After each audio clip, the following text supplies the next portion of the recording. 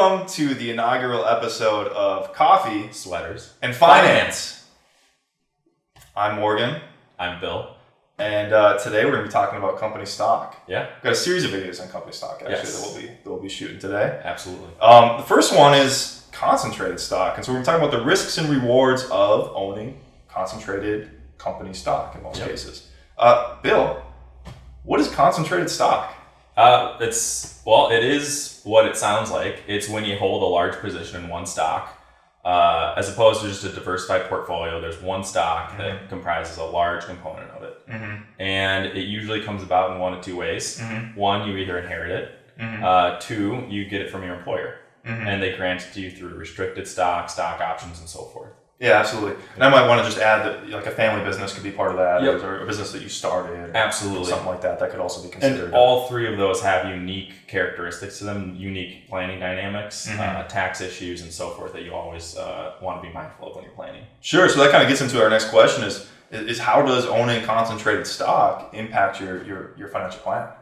Well, it impacts in a lot of ways. First of all, when you have so much of your net worth in one position, you want to be mindful of the risks it exposes you to. Yes. Yep. You can't, when you make purchase decisions, lifestyle decisions, financial decisions, you have to be mindful that you have a risk in your financial plan, and you don't want to subject your goals and your lifestyle to that risk in a way that you're not prepared for. Right. There's also tax considerations as well. Right.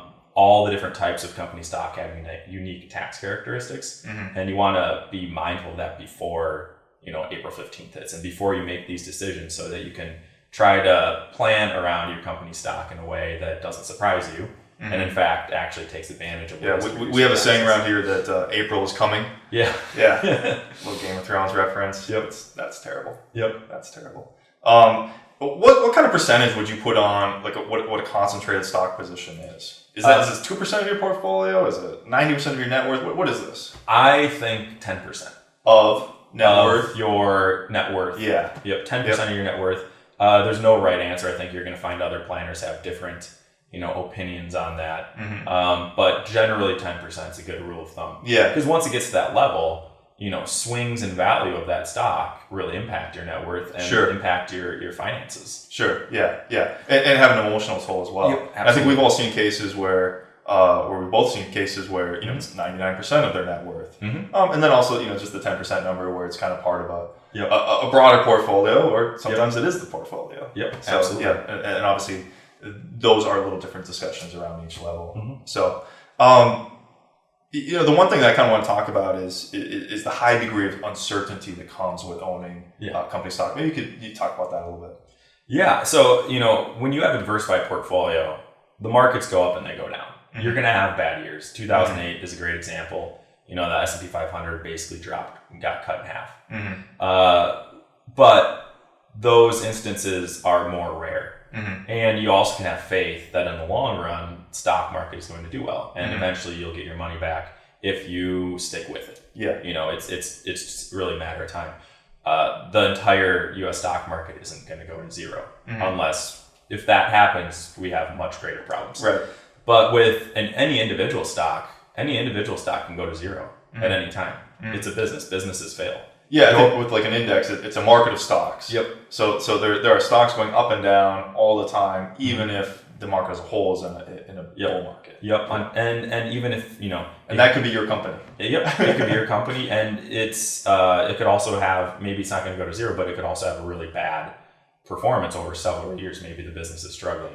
You just think of Kodak. Like, it took a long time for that company to eventually fail, but there were many years where the performance was very poor. Well, the stock did nothing. Yep. Exactly. Obviously scenarios like that. The one that comes to my mind is General Electric. Yeah. Where a few years ago you had a lot of pensioners and retirees who had owned the stock in their 401k for decades in some cases, thinking that it's always going to go up. It's a blue chip stock. It pays that dividend. Yep.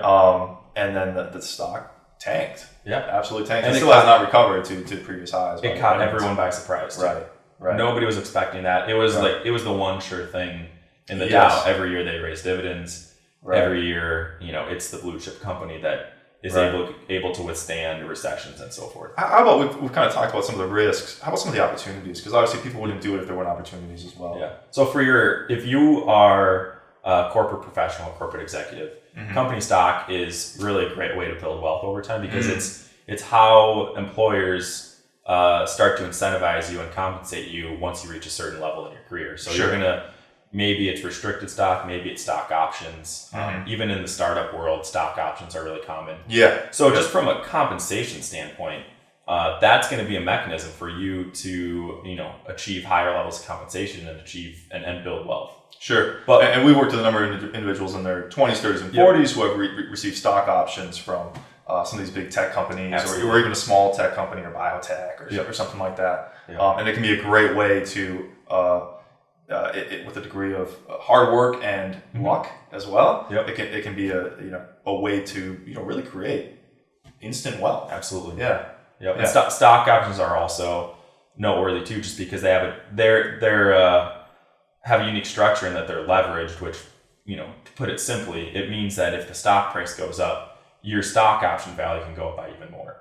So you have more upside with stock options. The counterpoint is that you also have more downside. And that's why this is all an important topic, because the risk reward characteristics are always different with company stock than just a traditional diversified portfolio. Sure.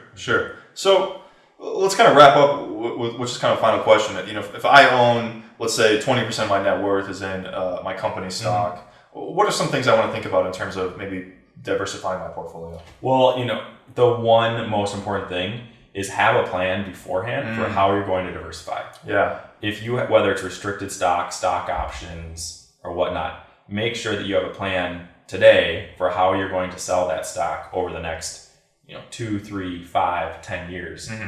When are you going to sell the stock? What are you going to use as a trigger point for making those decisions? But make that decision today, not when the stock is jumping up and down 3 years from now during whatever the market's doing. Right. You want to make sure you set that framework today so that you are essentially removing your emotions from the decision. Right. Yeah. In 3 years, whether the stock is up or down, because it's up, it's going to be hard to sell. Yep. And because it's down, it's going to be hard to sell. Yep. So there's kind of behavioral biases that come into place on both ends. So the idea is, to have this plan and make sure you're diversifying your net worth. Absolutely. To kind of protect your family's balance sheet, regardless of what the stock does in the future. Yep. Absolutely. Yeah. Thanks, Bill. Thank you. Like your sweater? I love your sweater too. How was the coffee? It's fantastic. Wonderful. We will talk to you guys later. Thanks so much. Thank you.